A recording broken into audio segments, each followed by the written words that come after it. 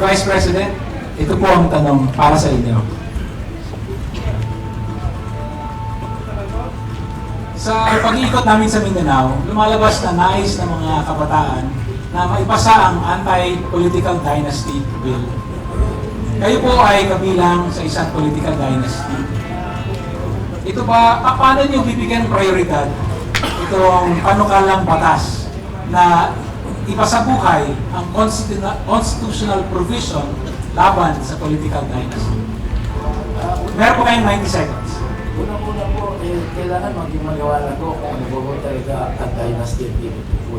Oo nga't nandiyan na po sa sabi ng batas, labanan ng ang dynasty, pero hindi ko magkasundo kung ano po talaga ang definition ng dynasty.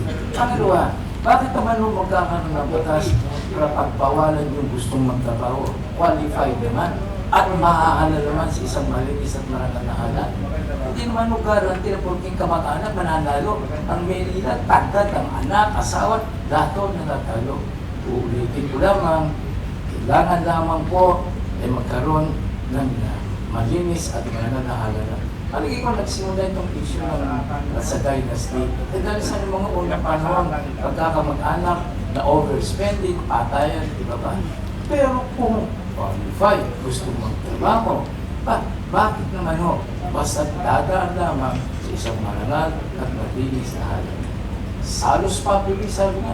Gusto ng tao. O bakit naman ho ninyo kaharangin? Dahil lang sa kamag-anak. Salamat po. Tapos po, Mr. Vice President. Salamat po, Mr. Vice President. Senador Lilia Defensor Santiago, reaction please. You have 60 seconds, Senador. The anti-dynasty provision is found most of all in our Constitution, and it is a basic principle of constitutional law that anything written in the Constitution, without more and without less, should be literally applied if possible. Sinabi na ng Constitution hanggang ngayon, hindi pa na sa batas yung ating bill ng anti-dynasty. Kaya hindi natin define kung sino mga members ng dynasty, ano mga patakaran para ma-subsume sila, ma-form part sila ng isang dynasty. Dapat may batas na gano'n. Yun ang isasabi ng mga member ng Kongreso na malabo. Ang totoo dyan, self-interested sila.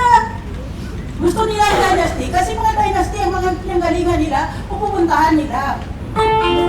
Ngayon, kung ayaw nila nun, then we have to amend the Constitution. But while it is there, it must be obeyed. The Constitution is always and always supreme. Salamat po, Senadora.